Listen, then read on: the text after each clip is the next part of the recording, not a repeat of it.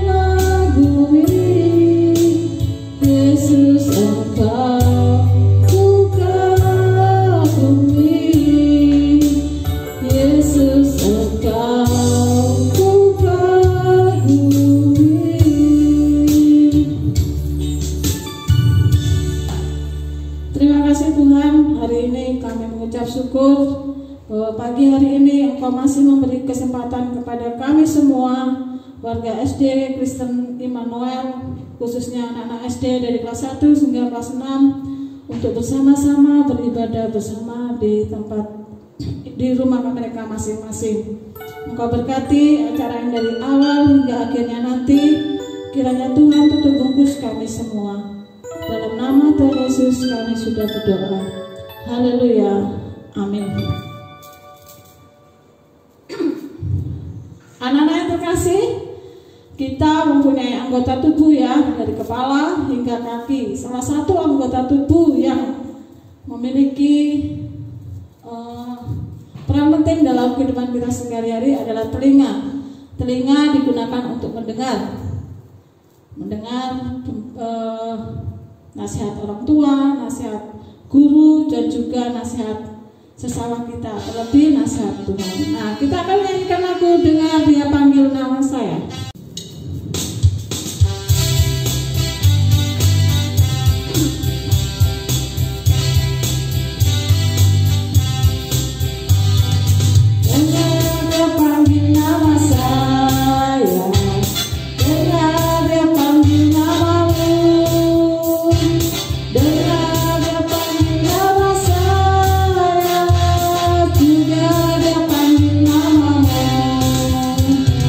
Yeah.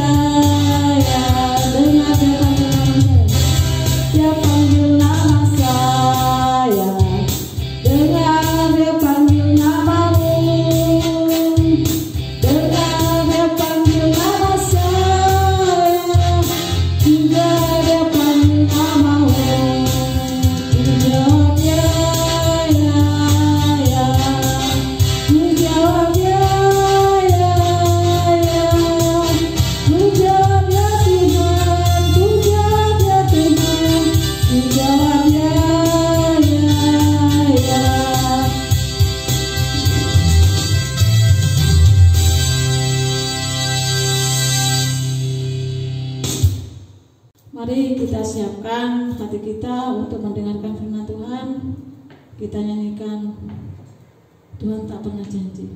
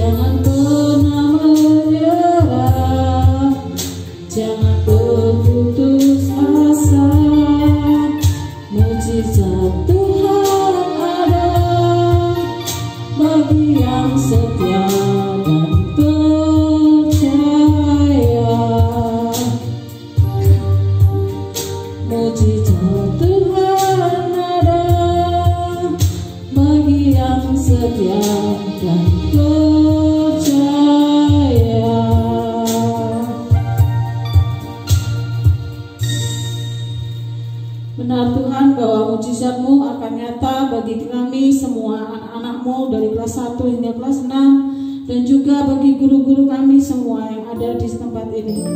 Tuhan, Engkau selalu menyertai, Engkau selalu melindungi kami semua.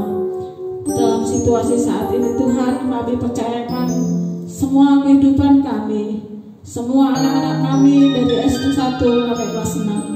Kami percaya bahwa mujizat-Mu nyata bagi kami semua. Tuhan, sebentar kami akan mendengarkan firman-Mu lewat guru kami, hamba-Mu. Engkau berkati sehingga apa yang menjadi berkat-berkat firman-Mu menjadi kekuatan bagi kami semua. Terima kasih Tuhan, kami serahkan firman yang akan kami dengarkan. Dalam nama Tuhan Yesus kami sudah berdoa. Haleluya, amin. Halo, selamat pagi semuanya. Kelas 2 sampai kelas 6, apa kabar kalian? Sudah tidak asing ya dengan Ibu? Sebentar, beri waktu Ibu sebentar untuk teristimewa menyapa anak-anak kelas 1. Halo anak kelas 1, kenalan ya, dengan ini Bu Wuri, wali kelas 5. Ya, itu ada yang senyum, ada yang sudah kenal sama Bu Wuri ya. Baik, kita akan mulai firman Tuhan pada pagi hari ini. Semuanya tadi sudah memuji Tuhan. Tiba saatnya kita akan mendengarkan firman Tuhan. Nah, Ibu mau tanya, anak-anak semuanya, kalian tahu yang namanya mahkota ya? Tahu Bu, loh itu banyak yang jawab, kelas 1 jawab. Di mana dipasang? Di kepala Bu. Ya betul, tuh kelas 2 ada yang jawab ya. Siapa yang biasanya memakai mahkota ya? Miss World Bu, Miss Universe. Oh ya betul. Siapa lagi? Itu Bu, princess yang biasa saya lihat. Oh iya. Terus siapa lagi yang biasa pakai mahkota?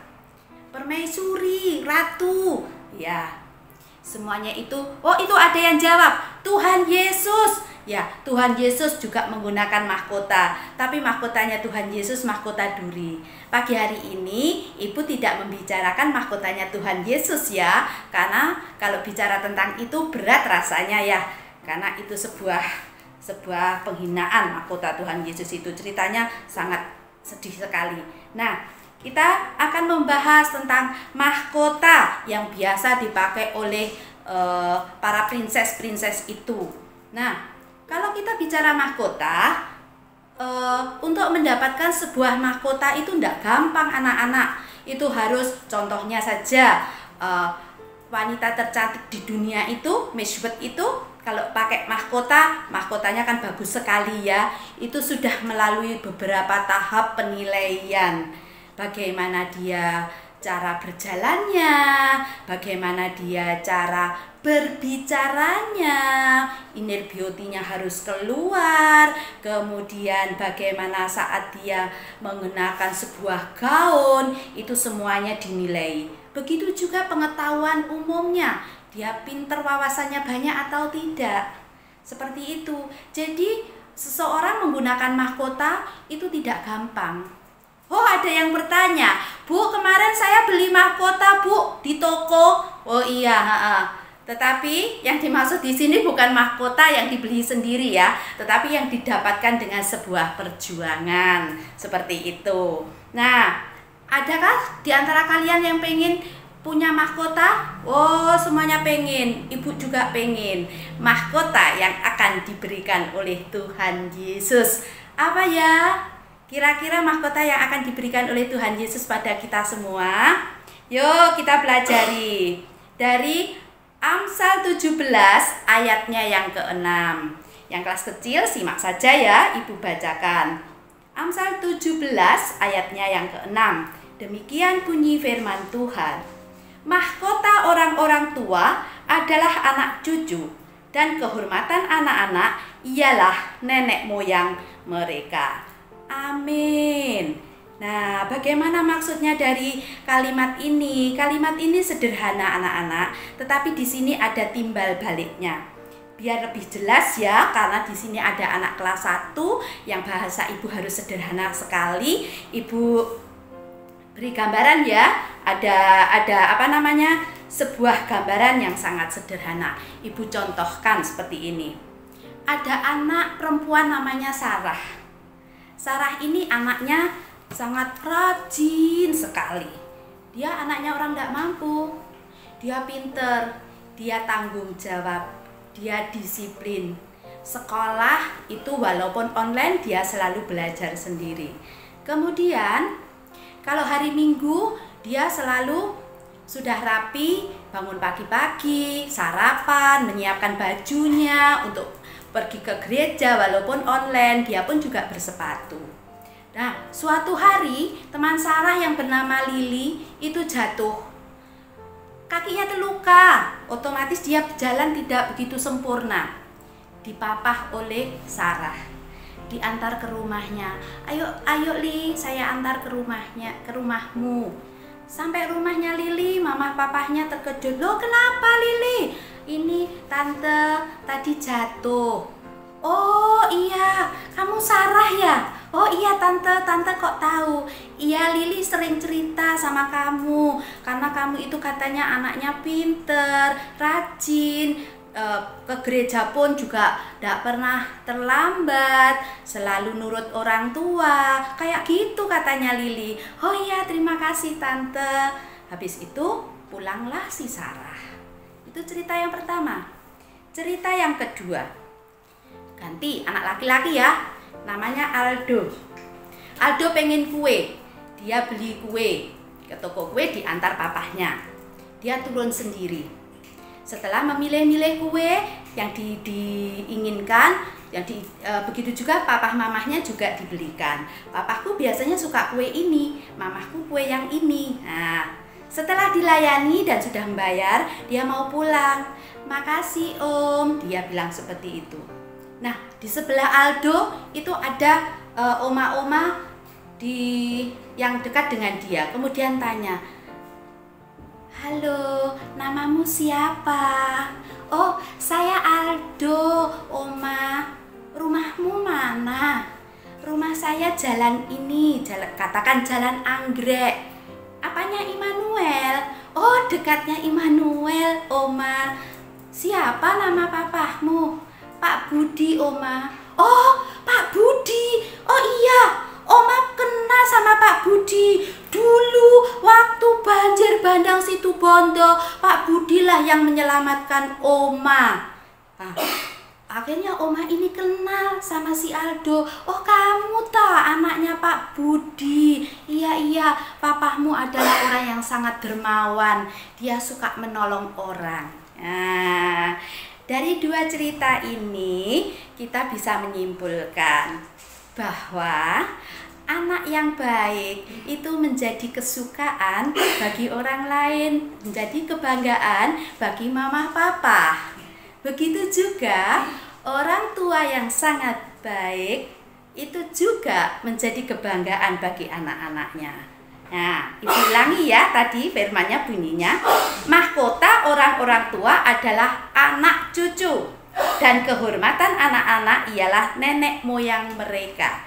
Jadi sesuatu timbal balik antara anak yang baik dan orang tua yang baik itu sangat dikenang oleh orang lain.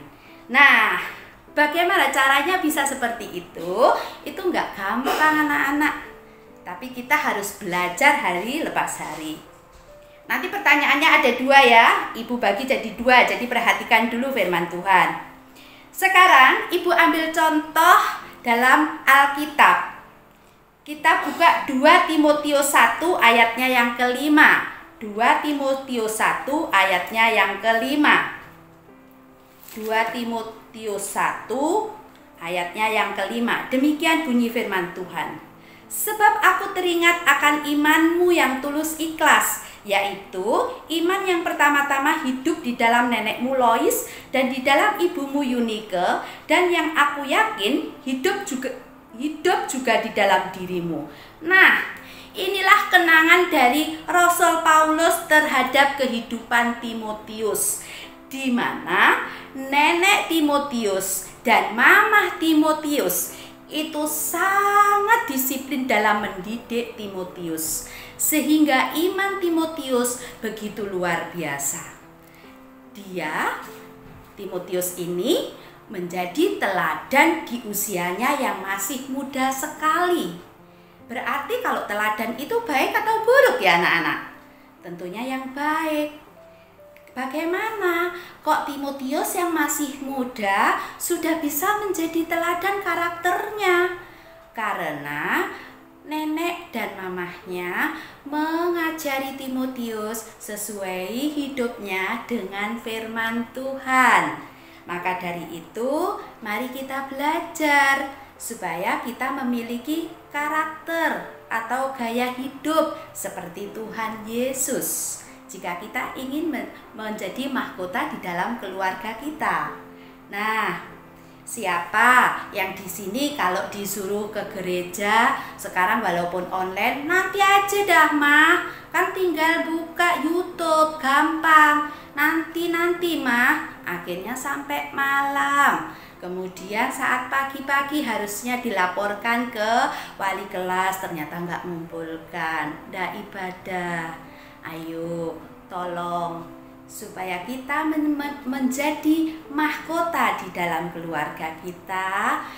Tanaman yang pertama adalah hidup kita harus mengenal Tuhan dengan baik, supaya hidup kita sepadanan dengan Tuhan Yesus.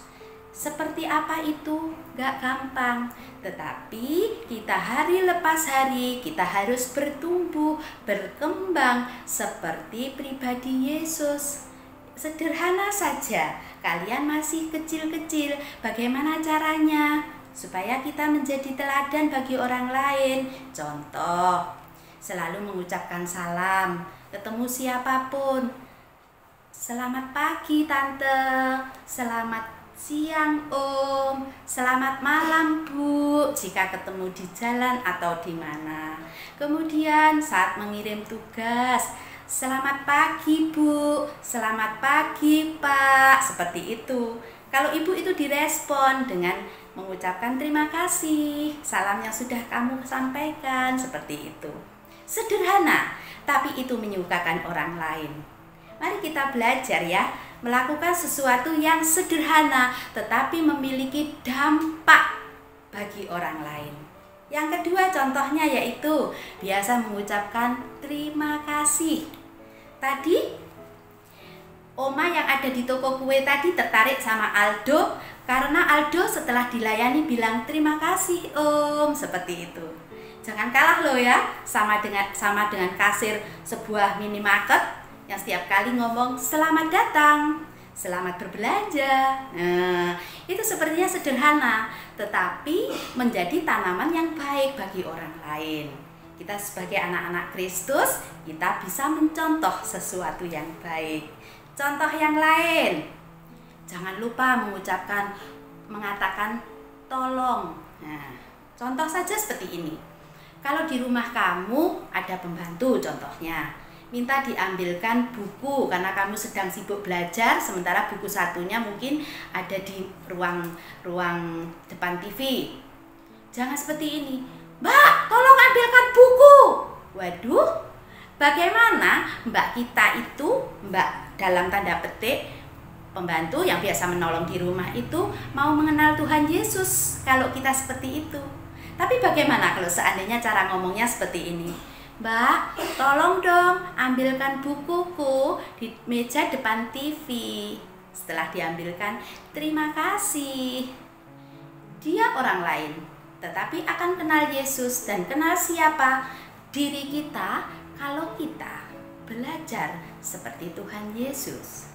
Sederhana ya anak-anak, menyukakan orang lain itu sederhana, tetapi banyak orang yang disukakan dengan apa yang kita lakukan. Kita belajar ya seperti itu ya, sederhana tapi mengena. Tidak usah yang sampai, oh nanti Bu, kalau aku sudah besar mau jadi pendeta, oh itu nanti.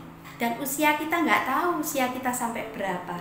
Tetapi mari kita belajar melakukan sesuatu yang sederhana saja dulu. Tidak usah seperti Timotius yang sudah spektakuler seperti itu melakukan apa yang Tuhan kehendaki, tetapi kita mulai dari hal yang kecil seperti itu. Nah, Ibu potong pertanyaan untuk kelas kecil. Nanti pertanyaannya ada 2. Untuk kelas kecil pertanyaannya tolong ditulis ya.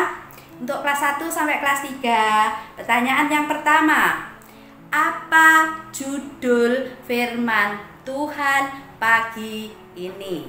Oke. Untuk yang kelas 4 sampai kelas 6, siapakah yang menjadi teladan dalam Alkitab pada firman Tuhan pagi ini? Nah, sekarang Ibu lanjutkan. Kalau tadi Timotius itu gaya hidupnya sangat menyenangkan ya, karena dia memiliki karakter gaya hidup yang disiplin. Karena disiplin itu melandasi segala sesuatu yang kita lakukan. Orang disiplin pasti tanggung jawab seperti itu. Dan kalau kita sudah disiplin dan tanggung jawab itu kita lakukan, tidak ada sesuatu yang tidak bisa kita pertanggungjawabkan. Jadi mari kita belajar, walaupun itu sulit, tetapi pelan tapi pasti kita bisa melakukannya. Ya, lanjut. Yang kedua, supaya kita nanti bisa menerima mahkota. Mahkota kita tidak seperti mahkotanya Miss World, tetapi mahkota yang diberikan Tuhan Yesus. Yang kedua yaitu hati yang gembira. Kita buka Amsal 15 ayatnya yang ke-13. Amsal 15 ayatnya yang ke-13. Demikian bunyi firman Tuhan. Hati yang gembira membuat muka berseri-seri, tetapi kepedihan hati mematahkan semangat. Nah, jangan lupa loh ya, lagu hati yang gembira adalah obat. Nah, sekarang pandemi seperti ini anak-anak. Kita harus bergembira dalam keadaan seperti apapun. Mungkin kamu berpikir, oh Bu Wuri enak aja ngomong, hati harus gembira, PR-ku tiap hari banyak. Loh, masalah boleh ada, tetapi jangan kehilangan sukacita. Orang kalau sudah kehilangan sukacita, wajahnya pun tidak bisa dinikmati orang lain. Loh, maksudnya seperti apa, Bu? Wajah kok dinikmati orang lain? Loh, kalau kamu tahu-tahu contohnya, Zoom sambil mencucu seperti itu. Loh, gurunya ngelihat loh ya, sedih banget. Mungkin bangunnya tergesa-gesa sehingga dibangunkan mama, tahu-tahu langsung seragam dan Zoom. Akhirnya wajahnya nggak menyenangkan. Mengapa kita harus kehilangan sukacita? Padahal kita sebagai anak-anak Tuhan, kita hidup harus bersukacita. Karena kita punya sutradara dalam hidup kita. Segala sesuatu Tuhan sudah tanggung. Mungkin kamu bilang yang sudah kelas besar bisa berpikir, wah Bu, bukankah kalau saya tugasnya banyak terus kemudian belum mengumpulkan, kemudian ditegur, saya dimarahi mama. Nah, supaya tidak seperti itu, biar sukacita kita itu tidak hilang, bagaimana kalau kita memiliki pribadi seperti Timotius tadi, yaitu hidup berdisiplin, berkarakter, memiliki gaya hidup yang sangat baik. Nah, gampang toh? Gampang. Segala sesuatu itu kalau sudah tertata dengan baik, gampang. Tidak ada kata sulit. Masalah kita serahkan kepada Tuhan dan sambil kita berusaha. Mungkin saat ini kamu tidak bisa bersuka cita. Aku takut Bu, nanti aku tidak naik. Tapi kamu tidak belajar. Ya pasti saja takut. Tetapi kalau sudah belajar, sudah berusaha, kita serahkan kepada Tuhan, Tuhan pasti tolong. Ayo, kita sebagai anak-anak Tuhan jangan kehilangan sukacita. Gini loh anak-anak, kalau guyonan gini ya, jangan kalah dengan film-film di India. Ibu sih nggak suka film India loh ya, bukan ngefan film India. Begini, kalau ibu pernah melihat itu film India itu sukacita joget, susah joget. Jadi kita juga seperti itu. Kalau senang kita harus bersukacita juga, memuji Tuhan. Bukankah katanya sebuah pujian sekolah minggu seperti ini? Dari terbit matahari sampai pada masuknya, biarlah nama Tuhan dipuji. Kalau kita nggak suka cita, kita nggak memuji Tuhan. Dan terus yang mau memuji Tuhan itu tadi siapa? Berarti Tuhan mengajarkan kita supaya hidup kita sukacita selalu. Tadi di Amsal dikatakan wajah sukacita itu berseri-seri. Kelihatan dari binar-binar matanya. Itu orang yang sukacita. Jangan pernah kita kehilangan sukacita, karena kita akan menjadi badan kita letih lesu. Seakan-akan beban itu menumpuk semuanya. Padahal Tuhan sudah bilang bahwa kuk yang aku berikan kepadamu itu adalah lemah lembut. Belajarlah kepadaku. Jadi tidak ada masalah yang melebihi kemampuan kita. Kalau kamu ngomong tugasmu itu banyak, berarti itu karena kamu menumpuk tugas. Harusnya kamu mengerjakan tepat pada waktunya. Tentunya kalau seperti itu tidak akan ada namanya masalah yang bertubi-tubi. Toh kalian masih anak-anak, jadi masalahmu tidak seruwet seribet orang tua. Saat susah, sampaikan pada Tuhan. Bukankah ada lagu, kita berusaha, hasilnya Tuhan yang akan menentukan nanti. Tuhan menolong tepat waktunya. Waktu Tuhan pasti yang terbaik. Tidak ada hujan tak akan berhenti. Pasti selesai hujan akan terbit pelangi. pasti itu. Nah, sebagai anak-anak Tuhan, biarlah firman Tuhan Ibu cukupkan sekian, tapi pesan Ibu, tetaplah berusaha, tetaplah kita menjadi anak-anak Tuhan yang bisa menjadi berkat. Karena menjadi berkat mulai dari hal yang kecil bisa kita lakukan. Dan biarlah nanti Tuhan Yesus sendiri yang mengenakan mahkota itu ke kepala kita, yaitu mahkota kehidupan yang kekal. Hidup bersama Tuhan Yesus di surga adalah hal yang menyukakan. Kita mulai dari sekarang. Amin. Pertanyaan kedua untuk kelas kecil adalah, apa ayat Alkitab yang pertama kali kita baca tadi?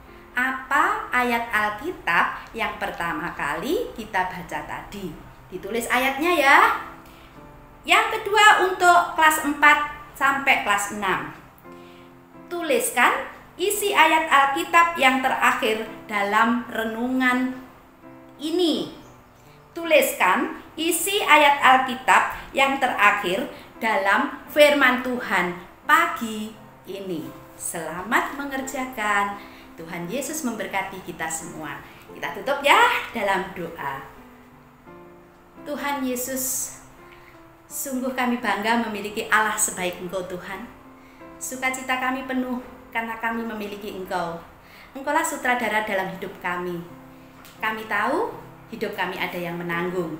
Maka daripada itu, ajari kami Tuhan untuk hari lepas hari bisa belajar memiliki karakter yang baik, walaupun hanya sederhana.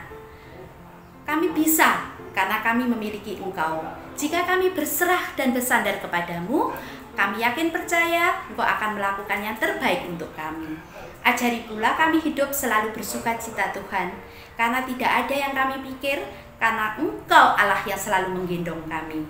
Tangan-Mu kuat untuk menggendong kami Tuhan. Terima kasih Tuhan Yesus.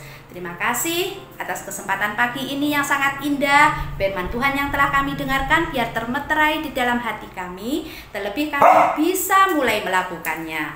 Terima kasih Tuhan, memberkati anak-anak kami dari kelas 1 sampai kelas 6, Bapak Ibu Guru, Bu Frida sebagai kepala sekolah, begitu juga Tuhan, Mama, Papa, keluarga besar kalian semuanya. Tuhan berkati dengan roh hikmat, kesehatan yang luar biasa, senantiasa Tuhan pelihara di tengah-tengah pandemi ini. Begitu juga Tuhan Yesus, kami berdoa untuk bangsa dan negara kami, dari pemimpin tertinggi, Bapak Presiden, Kapolri, TNI, tenaga nakes, semuanya Tuhan urapi, Tuhan berkati keluarganya, beri kekuatan yang luar biasa, dan biarlah pandemi ini segera berakhir Tuhan, dan hidup kembali normal seperti sedia kala. Terima kasih Tuhan Yesus, dan bila anak-anak-Mu akan mulai aktivitas kembali pada pembelajaran, Tuhan tetap menyertai, melindungi. Roh Kudus-Mu senantiasa ada bersama anak-anak kami. Terima kasih Tuhan, inilah doa kami dan ucapan syukur kami, semua kami serahkan ke dalam tangan kuasa Tuhan kami Yesus Kristus. Haleluya, amin.